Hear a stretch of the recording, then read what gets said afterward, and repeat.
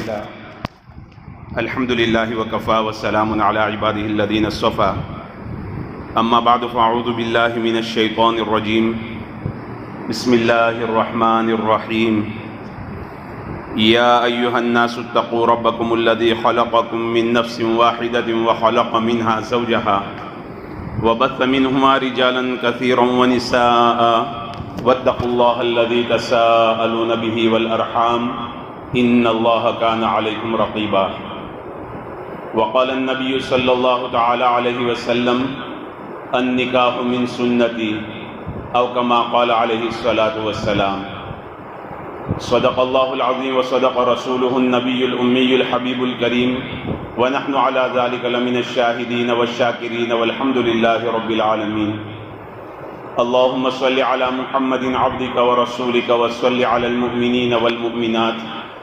والمسلمین والمسلمات۔ قابل احترام دوستو بزرگوں،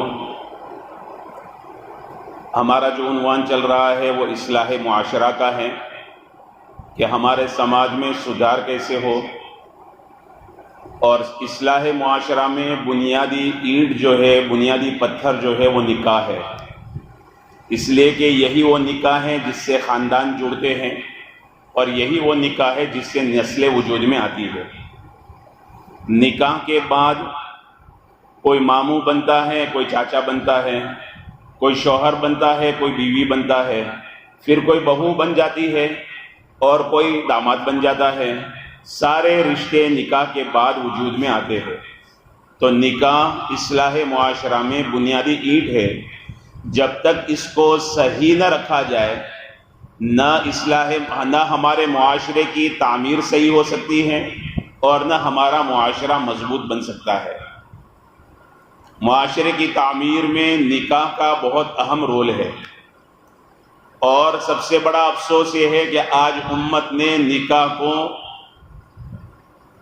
رسم و رواج سے ایسے بھر دیا کہ دور دور تک اللہ کے حبیب صلی اللہ علیہ وسلم کی سنتیں نظر نہیں آتی، سوائے اس کے کہ صرف نکاح ہوتا ہے، خطبہ نکاح میں قاضی اور امام پڑھتا ہے النکاح من سنتی۔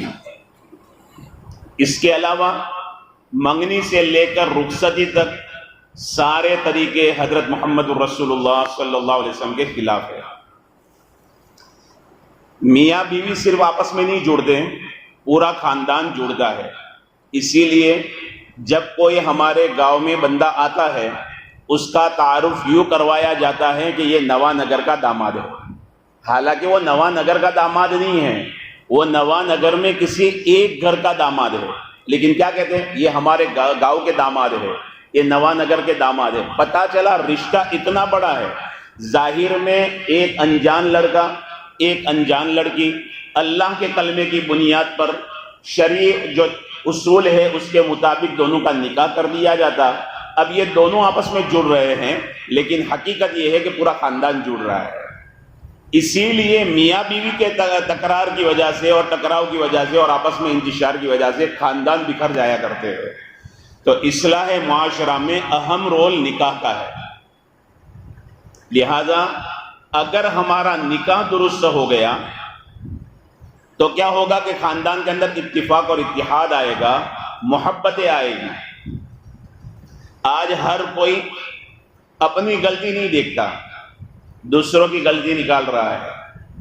یہ جو ہماری سوچ بنی ہے نا، اس کی بنیادی وجہ نہ نکاح کرنے والے دلہے نے دینی تعلیم حاصل کی کہ نکاح کے وقت میں اللہ کے حبیب نے کیا باتیں بتلائی ہیں، نکاح کے بعد شوہر بننے کے بعد کیا کیا ذمہ داریاں شریعت نے بتلائی ہے، نہ بہو بننے والی اور دلہن بننے والی بچی نے اس کی تعلیم لی ہے۔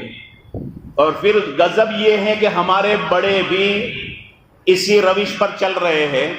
گھروں میں کئی بار مشورے اور بیٹھکیں اس بات کی تو ہوگی کہ بھئی کھانا کیا ڈالا جائے، کھانا کیا کھلایا جائے، کب کھلایا جائے، ذمہ دار کون رہے گا، پکانے کے لیے کون رہے گا، کتنا خرچ کیا جائے، یہ ساری باتیں ہوتی ہیں۔ خرچ کے بارے میں بار بار مشورہ ہو رہا ہے، یہاں تک کہ بیٹی کی خریداری کے لیے آدمی یہاں سے بمبئی جاتا ہے، بیٹے کی خریداری کے لیے یہاں سے آدمی بمبئی جاتا ہے، ایک بار جانے پر ضرورت پوری نہ ہو 2 بار جاتا، 3 بار جاتا، لیکن کبھی نہ ماں باپ کو یہ فکر ہوئی، نہ اس دلہے کو فکر ہوئی کہ چلو ہم دین جاننے والوں کے پاس جا کر یہ جانے تو صحیح کہ ہماری زندگی خوشگوار کیسے بنے۔ آج حقیقت یہ ہے کہ ہماری زندگی سنت و شریعت سے ہٹ گئی۔ اس کی وجہ سے عالم یہ ہے کہ گھر گھر کے اندر مہابھارت چل رہی ہے، گھر گھر کے اندر نفرتیں ہیں، گھر گھر میں تکرار ہے، اس قدر تکرار ہے کہ دل ٹوٹے پڑے ہیں۔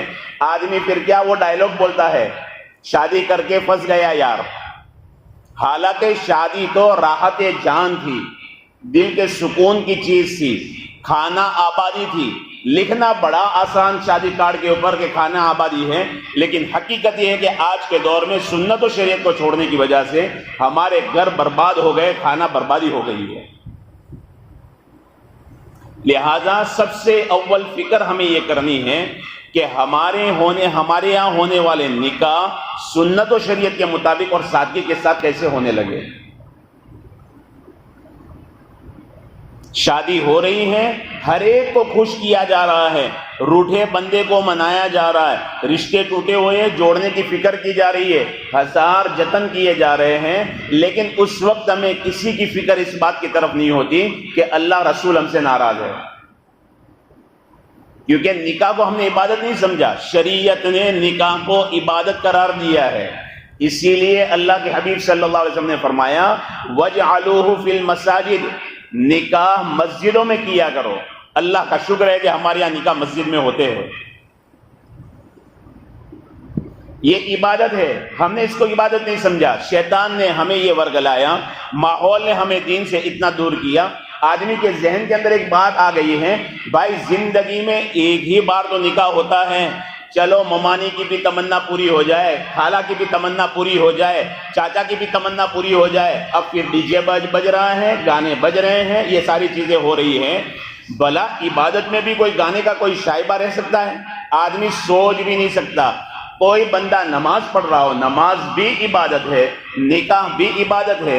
کوئی بندہ نماز پڑھ رہا ہو اور میوزک بجا رہا ہو، آدمی کیا کہے گا، پاگل ہو گیا ہے، نماز پڑھ رہا تو میوزک بجا رہا ہے۔ کبھی ہمیں یہ خیال آیا کہ نکاح اتنی عظیم عبادت ہو رہی ہے اور وہاں پر کیا ہو رہا ہے؟ نہ گھر کے بڑوں کو، نہ سماج کے بڑوں کو، نہ ہونے والے دلہا دلہن کو اس کی فکر ہے کہ اس سے اللہ ناراض ہوں گے۔ اور جس وقت اللہ ناراض ہوتے ہیں، جس کام سے اللہ ناراض ہوتے ہیں، اس میں سے خیر اٹھا لیتے ہیں۔ جب خیر اڑ جاتی ہے تو ہوتا کیا ہے؟ ہوتا یہ ہے جو آج ہو رہا ہے۔ 100 میں نہیں، 1000 میں کوئی ایک بندہ ایسا مل جائے جو یوں کہے کہ الحمدللہ میں میری بیوی سے بہت خوش ہوں، ورنہ چل چلاؤ ہے، کیا کہتے ہیں، چلتی کا نام گاڑی، چل چلاؤ دنیا ہے، یہ بھی پی کر چلا رہا ہے، وہ بھی پی کر چلا رہی ہے، نہ اس کو میاں پسند نہ اس کو بیوی پسند، چل رہی ہے گاڑی۔ اس لیے میرے محترم دوستو بزرگوں، اگر ہم ہمارے سماج کو سماج بنانا چاہتے ہیں اور ہمارے گھر کو جنت کا نمونہ بنانا چاہتے ہیں تو سب سے پہلے ہمیں سنت و شریعت کا علم حاصل کرنا پڑے گا۔ ہمیں کھانے کی سنتیں کئی بار ہم نے سنی ہوگی، بچوں کو مدرسے کے اندر سکھایا جاتا، عربی کے اندر سکھایا جاتا، پانی پینے کی سنتیں سکھائی جاتی، لباس کی سنتیں سکھائی جاتی، مسجد میں داخل ہونے کی نکلنے کی سنتیں سکھائی جاتی، بیت الخلاء میں جانے کی اور نکلنے کی سنتیں سکھائی جاتی، لیکن کیا کبھی ہمارے کانوں سے یہ بات ٹکرائی کہ بھائی شادی میں دلہے کی یہ سنتیں ہیں، دلہن کی یہ سنتیں ہیں، ساس کی یہ سنتیں ہیں، سسر کی یہ سنتیں ہیں؟ وہم و گمان میں بھی کبھی نہیں آیا کہ بھائی یہ بھی ہمیں جاننا چاہیے، ہمیں سیکھنا چاہیے۔ اس لیے میرے محترم دوستو بزرگوں، ہم تو مسلمان ہیں، اللہ کے حبیب صلی اللہ علیہ وسلم کا کلمہ پڑھنے والے ہیں، لہذا سنت و شریعت کے مطابق ہمارا ہر عمل ہو، اور اس سماج کے بننے میں سب سے اہم رول نکاح کا ہے، لہذا نکاح ہمارا درست ہو۔ جب گھروں میں دین نہیں ہوتا، ماں بڑے ارمانوں سے بیٹے کے لیے لڑکی تلاش کرتی ہے، ماں خود پسند کرتی ہے، بیٹے کے سامنے گن گاتی ہے، بیٹا اتنی بہترین ملی ہے ماشاءاللہ، بہو بننے کے لائق ہے، لیکن وہی بہو چند دنوں کے بعد کیا ہو رہا ہے کہ اب ساس اور بہو کی بنتی نہیں ہے۔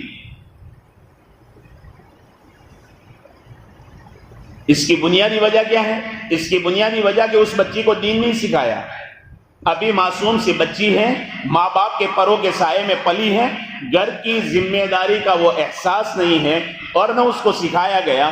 اب وہ بچی کسی گھر کے اندر گئی، ایک ساتھ میں ذمہ داری آ گئی. شوہر کی ذمہ داری نبھانی ہے، ساس کی ذمہ داری نبھانی ہے، سسر کی ذمہ داری نبھانی ہے، اگر دیور گھر میں ہے تو ان کی ذمہ داری نبھانی ہے، نند ہے تو ان کی ذمہ داری نبھانی ہے، اور اگر کوئی بڑی بھابھی پہلے سے موجود ہے یعنی جیٹھانی موجود ہے تو اس کے ساتھ بھی اچھا سلوک کرنا ہے. یہ سارے ایک ساتھ میں بوجھ پڑتے ہیں. یہ نادان سی معصوم سی بچی، اس نے نہ سیکھا ہے نہ اس کو سکھایا گیا ہے، وہ کس طرح سے ساری ذمہ داریاں نبھائے گی؟ لا محالہ کیا ہوگا؟ یہ ہوگا کہ گھروں کے اندر انتشار ہوگا. ماں بڑے ارمانوں کے بعد لے کر آئی تھی، اب چند دنوں کے بعد جب دیکھتی ہے نا کہ ہر کام میں بہو آگے، اب ماں کے دل میں یہ خیال آتا ہے اب اپنی مالکیت گئی، اپنا قبضہ گیا، اور بہو یہ سمجھتی ہے، بیوی یہ سمجھتی ہے میرے شوہر کا گھر ہے لہذا ذمہ داری میری ہے، میں پکاؤں گی، میں کپڑے دھوؤں گی، میں سارا کام کروں گی. اب یہاں دو مالکوں کے درمیان جھگڑا ہوتا ہے، یہ کہتی ہے میں مالک، وہ کہتی ہے میں مالک، اس کے درمیان میں پیش جاتا ہے عبد المالک. شوہر بیچارہ، ماں سمجھ رہی میرا بیٹا ہے، بیوی سمجھ رہی میرا شوہر ہے، پستا کون ہے بیچ میں؟ کہتے ہیں نا بلی کا بکرا بنتا ہے شوہر. دین سیکھنے کی ضرورت ہے میرے محترم دوستو بزرگوں. دین سے دوری کی وجہ سے یہ حالت ہے، لہذا سب سے پہلے فکر ہمیں یہ ہو ہم دین سیکھیں. ہر موقع محل کے اللہ کے حبیب صلی اللہ علیہ وسلم نے ہمیں سنتیں سکھلائی، طریقے سکھلائے کہ کیا طریقے ہیں. شادی بیاہ میں فضول خرچیوں نے آدھی کمر ہماری توڑ رکھی ہے.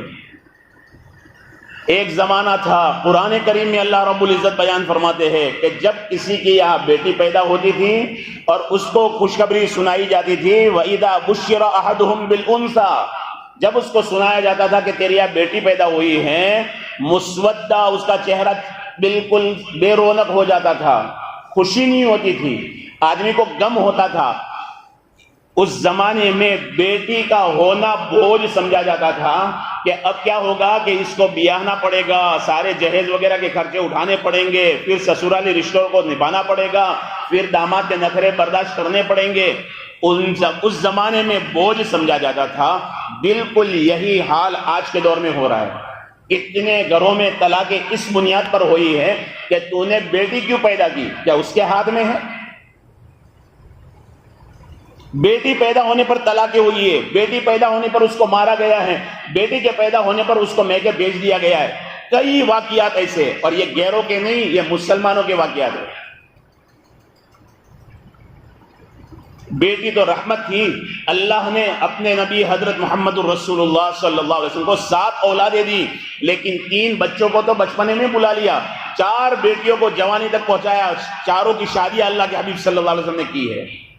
یہ دکھلایا ہے کہ دیکھو بیٹی رحمت ہوا کرتی ہے. لیکن سچ بتاؤ ہم بیٹی کو رحمت سمجھتے ہیں؟ بیٹی پیدا ہوئی ٹینشن آنا شروع ہو گیا.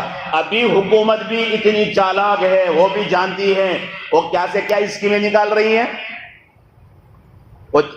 کچھ تھا نا بیٹی کے لیے کچھ نکالا تھا آفر جو شادی کے وقت میں کام آتا، ابھی بہن ماشاءاللہ والی بہن بنا دیا ہے. یہ ساری اسکیمیں وہ جانتے ہیں، ہماری نبض اچھی طرح انہوں نے پکڑ لی ہے. یہ کس طرح سے بیوقوف بن سکتے اور الو بن سکتے، ہمیں الو بنایا جا رہا. بیٹے کی خوشی میں، بیٹے کی پیدائش میں جتنی خوشی ہو اتنی ہی خوشی بیٹی کی پیدائش پر ہونی چاہیے. کئی جگہ پر یہ فرق دیکھا گیا، بیٹا پیدا ہوتا ہے تو وہاں مٹھائیاں تقسیم ہوتی ہے، بیٹی پیدا ہوتی ہے تو بوندی تقسیم کر لیتے یا جلیبی تقسیم کر لیتے. کھلا فرق دکھاتے ہیں. یہ جہالت ہے، یہ بے دینی ہے. بیٹی سے پیار کرنا سیکھے، بیٹی کو احترام دینا سیکھے. تو یہ ساری باتیں جو ہے نا بے دینی کی وجہ سے ہے، جہالت کی وجہ سے ہے. اس لیے اللہ کے حبیب صلی اللہ علیہ وسلم کا فرمان ہے کہ علم حاصل کرو ماں کی گود سے قبر کی گود تک. ہر موقع محل پر علم حاصل کرنا سیکھے. آج نام رکھنے میں بھی بڑی گڑبڑیاں ہو رہی ہے. اب گوگل آ گیا ہے نا، علماء کو پوچھنے کی ضرورت نہیں ہے.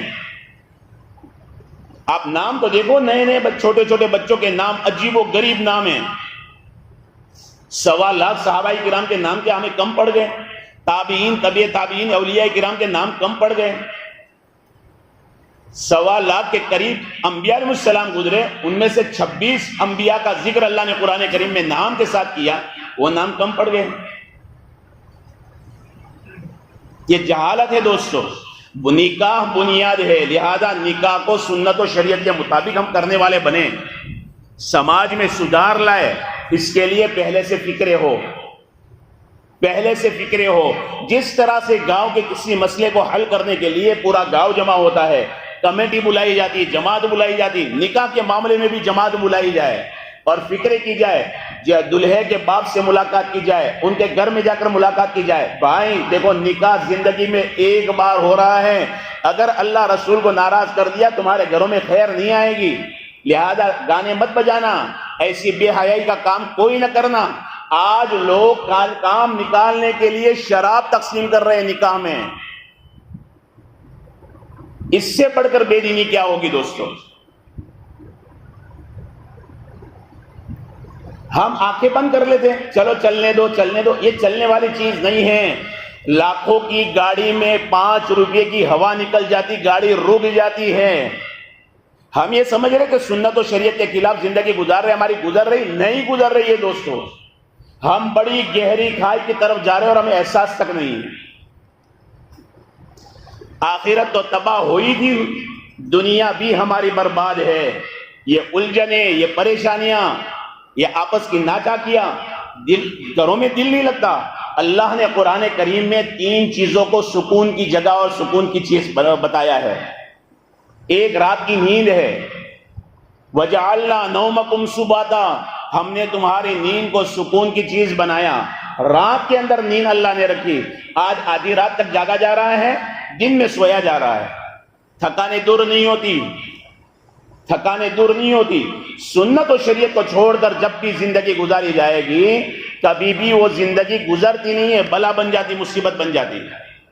دوسرا، اللہ نے سکون کو جو بیان کیا، وَقَرْنَ فِي بُيُوتِكُنَّ، او میرے نبی کی عورتوں، ازواج مطہرات کو، ہم سب کی اماں جان کو اللہ تعالیٰ فرما رہے اپنے گھروں میں سکون کے ساتھ رہو۔ قرار کہتے ہیں سکون پانا، جیسے بچہ خالہ کی گود میں بھی کھیلتا، پھوپھی کی گود میں بھی کھیلتا، الگ الگ گودوں میں کھیلتا، نیند آتی ماں کی گود یاد آتی، بھوک لگتی ماں کی گود یاد آتی، پیاس لگی ہے ماں کی گود یاد آتی۔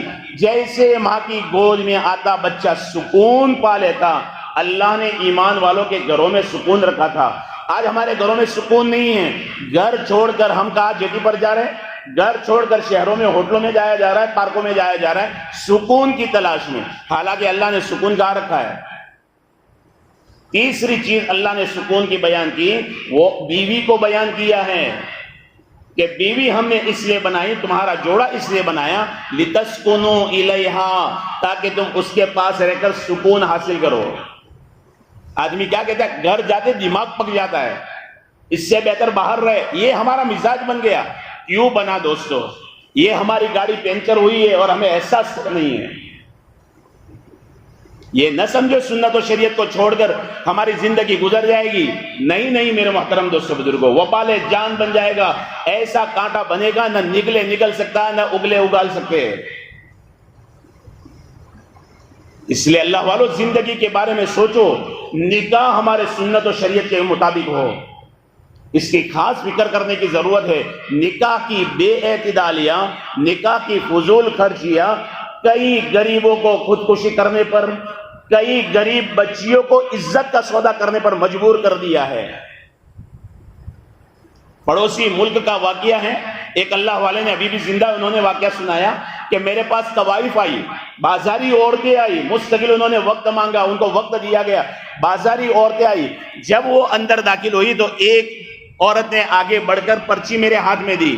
جب میں نے پرچی کھول کر دیکھا تو اس میں لکھا تھا کہ حضرت میں کوئی بازاری اور رنڈی عورت نہیں ہوں، میں سید گھرانے کی بچی ہوں، لیکن مجبوری نے مجھے یہاں تک پہنچا دیا ہے۔ مالداروں کی بھی ذمہ داری بنتی ہے، لہذا میرے محترم دوستو بزرگوں، ہم نکاح کو سنت و شریعت کے مطابق کرنے والے بنے۔ اللہ رب العزت کہی سنی باتوں پر ہم سب کو عمل کرنے کی توفیق عطا فرمائے۔ وآخر دعوانا